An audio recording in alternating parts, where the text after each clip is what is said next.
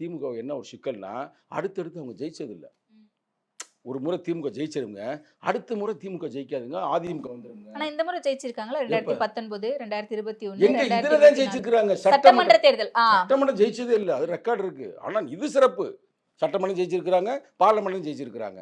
அது வரல. பார்லமென்றத்துல வரலாறு இருக்கு. அது ஒண்ணும் மாற்று கருத்து இல்ல. நான் சொல்றது சட்டமன்றம். சட்டமன்றம் என்னைக்குமே வந்ததில்ல. அப்ப அவர் யோசிப்பார்ல. இது மாரி இருக்கு. நம்ம வெற்றி பெறணும். அப்ப வெற்றி பெறணும்னா என்ன? அன்பு தம்பி எழுச்சி தமிழர் திருமாவளவனுக்கு நம்ம துணை முதல்வர் குடுப்போம். ஆரம்பத்துல இருந்து நைஸா அப்படியே நாசூக்கா அத வலியுறுத்திட்டே இருக்கீங்களே. இல்ல. நான் எதார்த்தமா நான் பேசுற ஆளு. நான் வந்து சும்மா இட்டுக்கட்டுலாம் பேசல. சும்மா நான் பேசி உடனே வந்து ஹைலைட் ஆகணும் அப்படின்ட்டுலாம் பேசல. அத நோக்கி போயிருச்சு தோழர்.